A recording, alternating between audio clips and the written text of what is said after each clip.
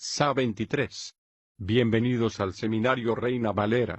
Yo soy Gilberto Aves, rector del Seminario Abierto, y esta es la lección número 23 de la materia Sinopsis del Antiguo Testamento, cuyo tema es Isaías. La salvación del Señor. Pedimos la bendición de Dios sobre el estudio de su palabra. Empecemos. Isaías, la salvación del Señor. Por Ray C. Stedman. Isaías fue el más grande de todos los profetas y un maestro excelente del lenguaje. Si usted disfruta leyendo preciosas y vibrantes cadencias y maravillosos pasajes literarios, gozará usted leyendo este libro, aunque no sea más que por ese motivo. Isaías es la más completa revelación de Cristo del Antiguo Testamento, tanto es así que se le llama con frecuencia el Evangelio según Isaías. El familiarizarse con estos magníficos pasajes proféticos que nos hablan acerca del Cristo que habría de venir, es experimentar mucho de la riqueza y la profundidad de las Escrituras. Además, la naturaleza profética del libro de Isaías es una de las más importantes pruebas de que la Biblia es la palabra de Dios, porque Isaías vivió unos 724 años antes de Cristo. Los muchos pasajes en los que se refleja el hecho de que se espera al Mesías apuntan de una manera tan clara a Cristo y se cumplen en él, que constituyen un argumento incontestable sobre la inspiración del libro. Siempre que comenzamos el estudio de un nuevo libro, deseamos hallar una clave. Me temo, sin embargo, que con frecuencia este es un enfoque un tanto ineficaz. A veces estos libros de la Biblia parecen casas cerradas con candado, atrancadas y con los postigos cerrados, por lo que es imposible entrar en ellas a menos que encontremos la llave, o clave. Y hay personas que están convencidas de que los únicos agentes inmobiliarios con la debida licencia que tienen la llave de la inmobiliaria de las Escrituras son los maestros de la Biblia. Pero los libros de las Escrituras no son así, sino que son más bien como parques nacionales. Están abiertos para todo el que quiera deambular por ellos y resultan deliciosos de explorar por sí mismo. Pero cada uno de los parques tiene sus propias características, que hace que se distingan unos de otros, y se puede apreciar mejor un parque si se sabe cuál es la característica. Yo he aprendido a apreciar algunas de las características distintivas de los grandes parques nacionales en el oeste. Por ejemplo, si se desea observar las distintas expresiones de la naturaleza, vaya usted al Parque Yellowstone, donde la naturaleza se vale de todos los trucos que oculta y lo junta todo. Si desea contemplar toda la grandeza de las montañas y de los fríos lagos, al lugar a donde debe acudir es el Monte Glacier de Montana. Si lo que desea es sentirse admirado, sumiso y conmovido, entonces vaya a ver el Gran Cañón.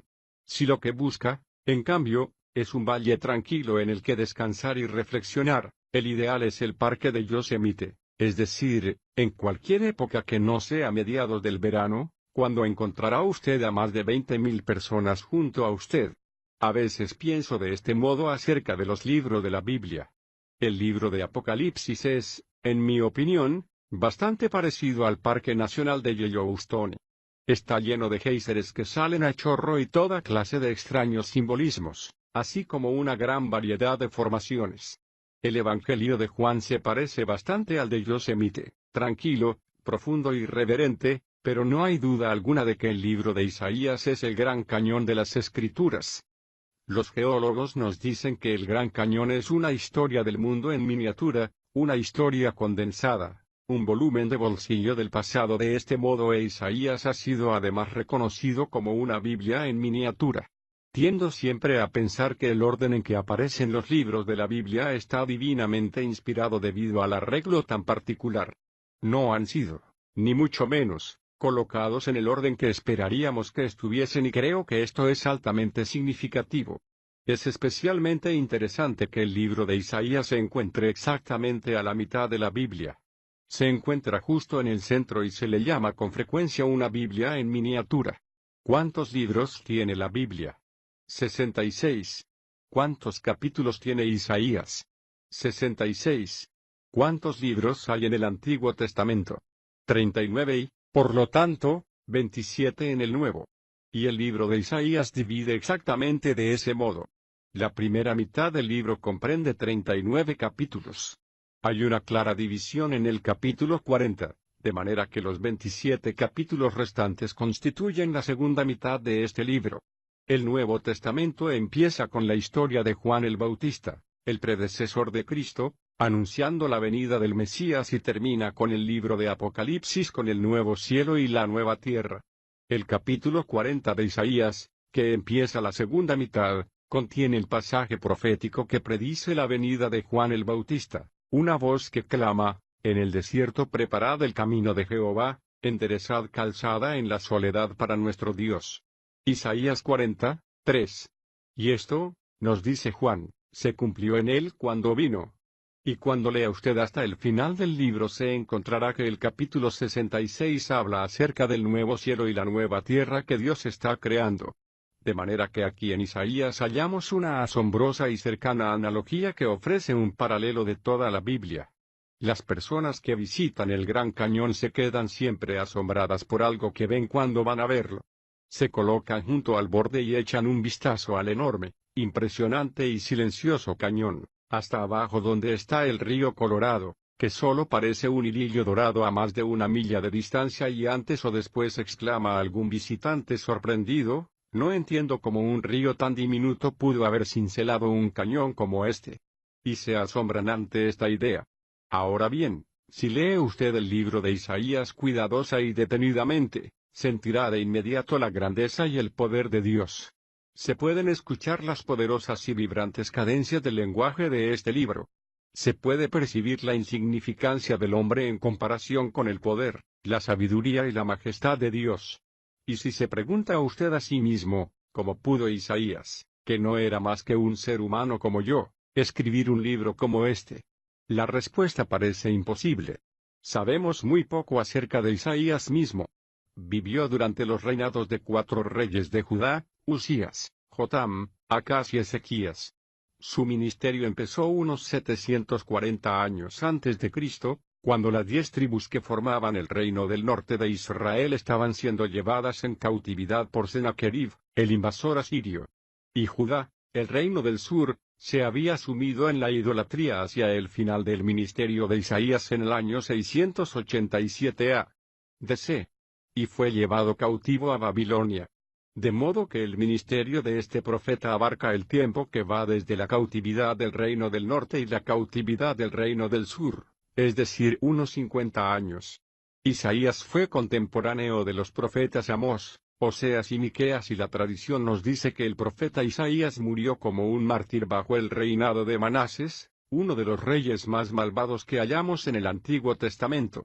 La historia nos dice que se ocultó en un árbol hueco con el fin de escapar al reinado de Manases, y los soldados del rey, sabiendo que se hallaba en el interior del árbol, cerraron el árbol, por lo que fue aserrado por la mitad. Algunos eruditos piensan que cuando la epístola a Hebreos, con su gran capítulo dedicado a los héroes de la fe, menciona el morir aserrado en dos como una de las maneras en que murieron los profetas como mártires, se refería al profeta Isaías. Hebreos 11, 37. Fue el autor humano de este libro, y es realmente asombro pensar que un hombre pudiese escribir con un lenguaje tan hermoso como este y pudiese revelar las cosas tan importantes que encontramos aquí. Pero cuando los visitantes siguen el largo sendero hasta el río Colorado, ya no se asombran por el hecho de que el río pudiese abrirse camino en el Gran Cañón, porque de hecho oyen a las rocas siendo trituradas y empujadas por la fuerza de la corriente y pueden sentir esa poderosa fuerza invisible del río. El libro de Isaías es algo por el estilo. Aquí tenemos el caso de un hombre que se deja llevar por una tremenda fuerza y que gracias a ello puede anunciar magníficas profecías. En su segunda epístola, Pedro dice acerca de los profetas del Antiguo Testamento, y hay que tener muy en cuenta, antes de nada, que ninguna profecía de la Escritura es de interpretación privada, porque jamás fue traída la profecía por voluntad humana. Al contrario, los hombres hablaron de parte de Dios siendo inspirados por el Espíritu Santo. Segunda Pedro 1, 20 y 21, y esto explica cómo Isaías pudo hablar y escribir como lo hizo. Ahora bien, lo asombro es que los profetas que hablaban de este modo eran plenamente conscientes de que un poder invisible en su interior hablaba por medio de ellos, y que lo que decían y escribían era algo superior a lo que ellos podían hacer o decir. De hecho, llegaban a buscar en sus propios escritos con el propósito de descubrir las verdades ocultas en ellos, Y en este sentido el ministerio les era útil a ellos mismos, pues estudiaban lo que ellos mismos habían escrito. Pedro dice lo mismo en su primera epístola: acerca de esta salvación han inquirido e investigado diligentemente los profetas que profetizaron de la gracia que fue destinada para vosotros. Ellos escudriñaban para ver qué persona y qué tiempo indicaba el Espíritu de Cristo que estaba en ellos, quien predijo las aflicciones que habían de venir a Cristo y las glorias después de ellas. A ellos les fue revelado que, no para sí mismos sino para vosotros, administraban las cosas que ahora os han sido anunciadas por los que os han predicado el Evangelio por el Espíritu Santo enviado del cielo, cosas que hasta los ángeles anhelan contemplar. Primera Pedro 1, 10-12. Si es precisa alguna clave con respecto a este libro, aquí la tenemos. Isaías era un hombre que investigaba buscando algo. Pedro dice que estaba buscando la salvación que había de venir de Dios. Y lo interesante del caso es que el nombre Isaías quiere decir salvación de Jehová. ¿Qué es lo que impulsa a este hombre a escudriñar? ¿Por qué examina estos escritos, intentando descifrar este asunto? Al leer el libro podemos entender su problema. Isaías vivió durante un tiempo de tensión nacional, cuando la verdadera naturaleza del hombre era visible y se exponía tal y como era exactamente como sucede en nuestra época. Le preocupaba profundamente la rebeldía innata del hombre, como expresa en su primer capítulo. La nación se ha olvidado deliberadamente de los caminos de Dios y su obstinada estupidez es algo que está por encima de su comprensión. ¿Por qué pregunta hasta el buey conoce a su dueño y el asno el pesebre de su amo? Isaías 1, 3. Hasta un animal es capaz de saber quién es el que le alimenta, dónde recibe bendición y ayuda, pero dice Israel no conoce, mi pueblo no entiende. El pueblo vaga torpemente, negándose obstinadamente a volver atrás y las naciones de alrededor actúan de modo igualmente equivocado. Entonces Dios le concede una visión a Isaías. Ve a Dios en su tremenda pureza y santidad y esta asombrosa revelación de Dios está en el capítulo 6, versículos 1-3, en el año que murió el rey Usías. Vi yo al Señor sentado sobre un trono alto y sublime, y el borde de sus vestiduras llenaba el templo. Por encima de él había serafines. Cada uno tenía 6 alas, con 2 cubrían sus rostros, con 2 cubrían sus pies y con 2 volaban. El uno proclamaba al otro diciendo: Santo, Santo, Santo es Jehová de los ejércitos. Toda la tierra está llena de su gloria. Imagíneselo. Mientras está un día en el templo, de repente ve a Dios. En el año en que murió el rey Usías, estando el trono vacante, vio el trono que no había estado nunca vacante. Contempló a un Dios de ira y de poder. Al seguir leyendo, veremos descrito, de una manera preciosa, cómo Dios tiene poder para conmover a la tierra y sus fundamentos, porque es un Dios inmenso, infinito y poderoso, que habla a través del trueno y que se mueve con poder. Isaías pregunta: ¿cómo puede un Dios así hacer algo que no sea destruir a las criaturas rebeldes que son los hombres? Donde hay una salvación así para hombres que actúan de este modo. Pero su problema empeora cuando, en la segunda parte del libro, toma conciencia de la impotencia del hombre. El capítulo 40 empieza sobre esta nota. He aquí el pasaje profético acerca de Juan el Bautista. Una voz decía: proclamadlo. Y yo respondí: ¿qué he de proclamar? Que todo mortal es hierba y toda su gloria es como la flor del campo. La hierba se seca, y la flor se marchita, porque el viento de Jehová sopla sobre ella. Ciertamente el pueblo es hierba. La hierba se seca y la flor se marchita, pero la palabra de nuestro Dios permanece para siempre. Isa 42.6, 8. El hombre es como la hierba, es algo temporal, solo está aquí durante un corto tiempo. Su vida dura un tiempo bastante corto y luego se acaba. Isaías ve en esto la absoluta impotencia y desamparo del hombre al ir adelante a ciegas a su condena. Pero a continuación Isaías empieza a encontrar la respuesta. Maravillosamente entrelazada en este libro se encuentra la creciente revelación del amor de Dios y la salvación de Jehová, que se halla en la figura de alguien que ha de venir, el Mesías, el siervo de Dios. Al principio aparece como una figura poco clara e intangible, pero se va haciendo gradualmente más brillante hasta que por fin, en el capítulo 53, La figura de Cristo parece saltar de la página y llenar toda la habitación y nos damos cuenta de que Él es la respuesta. Pero lo que se le dio a Isaías para que lo mostrase de manera especial era que el Dios de la gloria trascendente que vio en el capítulo 6, el Dios que le asustó tanto que clamó diciendo, siendo un hombre de labios impuros y habitando en medio de un pueblo de labios impuros. 6:5 es el mismo Dios que un día sería, despreciado y desechado por los hombres, varón de dolores y experimentado en el sufrimiento y como escondimos de él el rostro. Pero fue herido por nuestras transgresiones, molido por nuestros pecados. Él fue oprimido y afligido, pero no abrió su boca.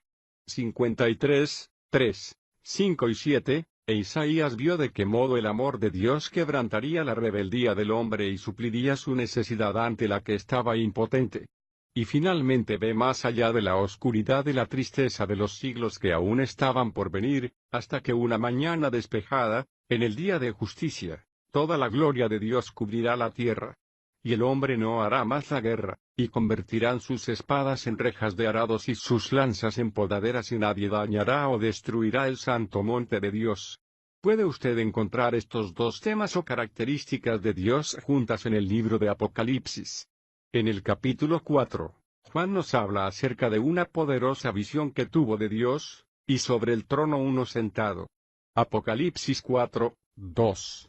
Y luego en Apocalipsis 5:6 dice, y en medio del trono y de los cuatro seres, vi un cordero. Estos son, pues, los dos temas mencionados por Isaías, el trono y el cordero. En Isaías 6:2.1 vemos el trono, vi yo al Señor sentado sobre un trono alto y sublime, y encontramos al cordero en el capítulo 53, versículo 7, como un cordero fue llevado al matadero. Y como una oveja que enmudece delante de sus esquiladores, tampoco él abrió su boca. Como ve usted, este es el plan de Dios. Él no ha optado venir con todo su poder y haciendo la guerra con el fin de borrar a los hombres de la faz de la tierra, aunque así es como nosotros intentamos resolver nuestros problemas. Como declara Dios en Isaías 55:8-9. Mis pensamientos no son vuestros pensamientos, ni vuestros caminos son mis caminos, dice Jehová. Como son más altos los cielos que la tierra, así son mis caminos más altos que vuestros caminos y mis pensamientos más altos que vuestros pensamientos. El método de Dios es abrirse camino en medio de la rebeldía del hombre, pero no valiéndose de su poder, sino de un amor sufriente. Y cuando lo hace, y el corazón reacciona abriéndose a él, entonces toda la majestad y el poder de Dios son derramados en esa vida para que se cumpla en ella lo que Dios tenía destinado a los corazones humanos. Es realmente asombroso lo actualizado que es este libro. La primera parte del libro representa la amenaza del rey de Asiria, la segunda mitad describe la amenaza del reino de Babilonia y en la parte central del libro, entre los capítulos 37 a 39, está el relleno de este bocadillo histórico, un interludio que nos lleva de Asiria a Babilonia. Estas dos naciones, Asiria y Babilonia, están actualmente en el mundo y lo han estado desde los tiempos de Isaías. El rey de Asiria representa el poder y la filosofía de la impiedad, la idea de que Dios no existe y de que vivimos como queremos, de que nos encontramos en un universo determinista y materialista, que sigue adelante a trancas y barrancas y nosotros no podemos hacer nada al respecto y lo único que podemos hacer es intentar disfrutar y aprovechar las situaciones al máximo. Es la filosofía según la cual el poder tiene la razón y que el hombre no tiene a nadie a quien responder más que a sí mismo. Esta es la filosofía asiria tan extendida en la actualidad y es además la filosofía tras el comunismo. La segunda fuerza es el poder de Babilonia.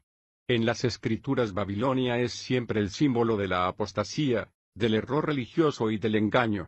Y esto es, una vez más, lo que experimentamos por todas partes en nuestros días.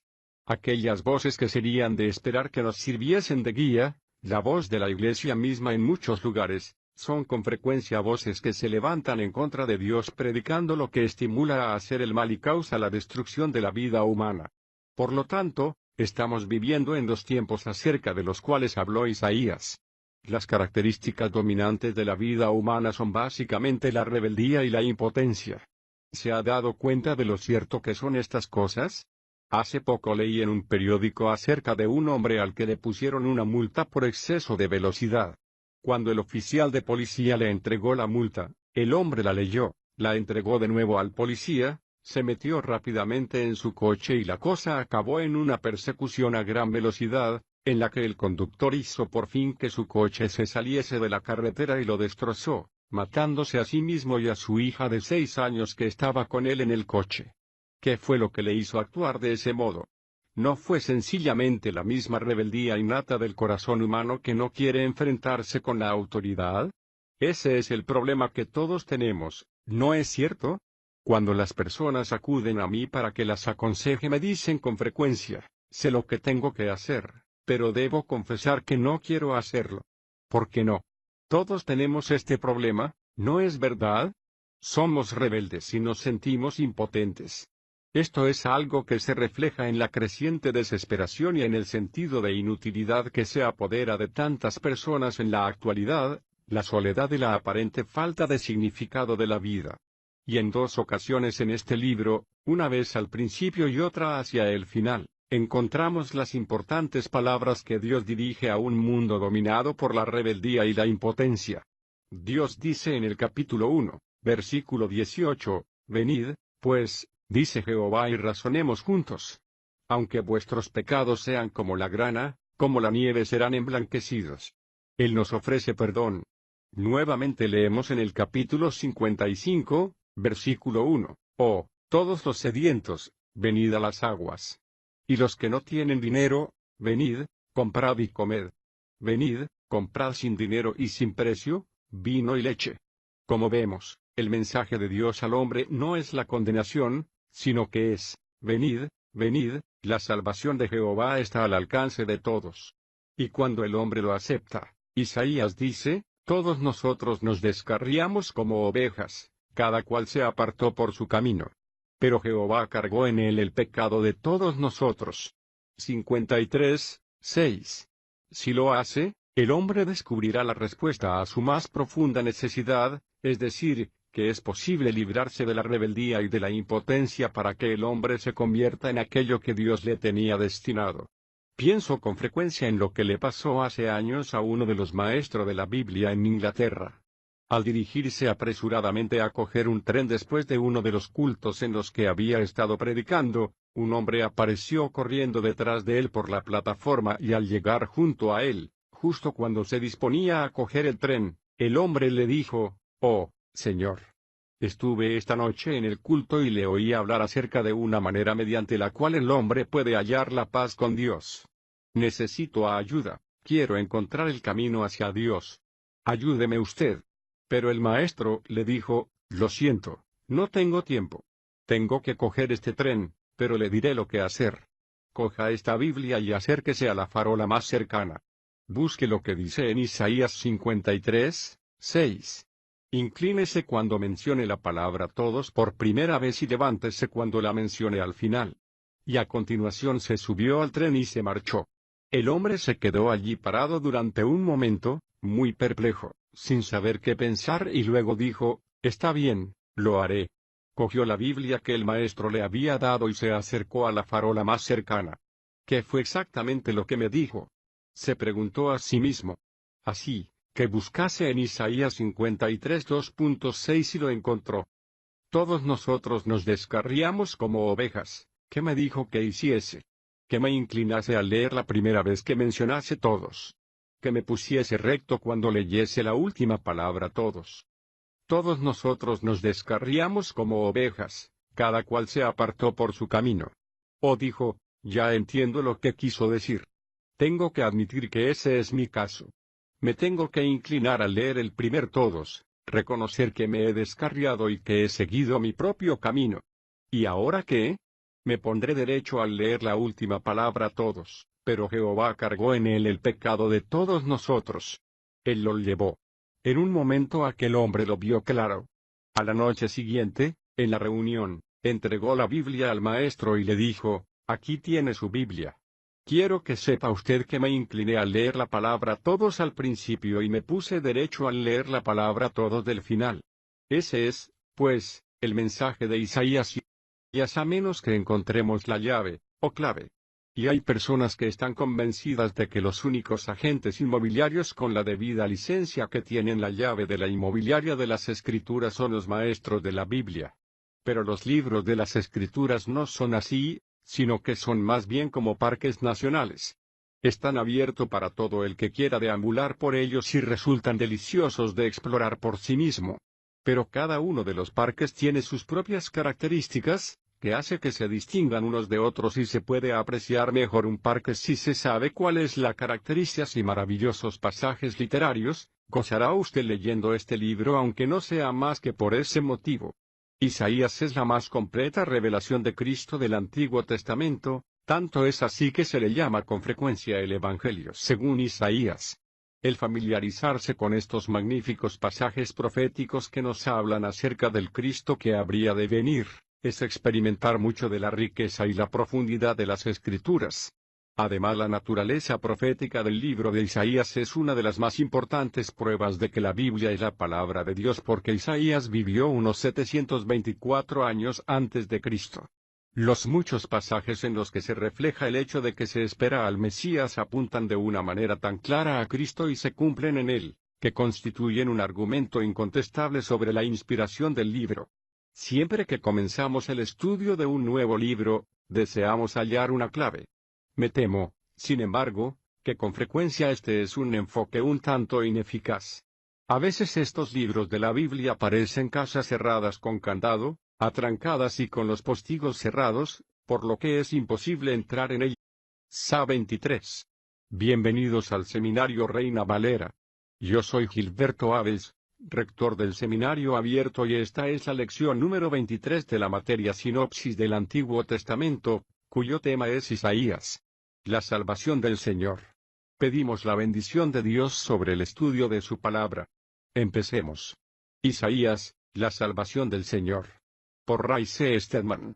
Isaías fue el más grande de todos los profetas y un maestro excelente del lenguaje.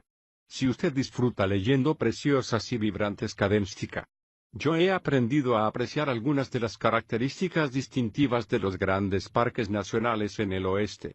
Por ejemplo, si se desea observar las distintas expresiones de la naturaleza, vaya usted al Parque Yellowstone, donde la naturaleza se vale de todos los trucos que oculta y lo junta todo.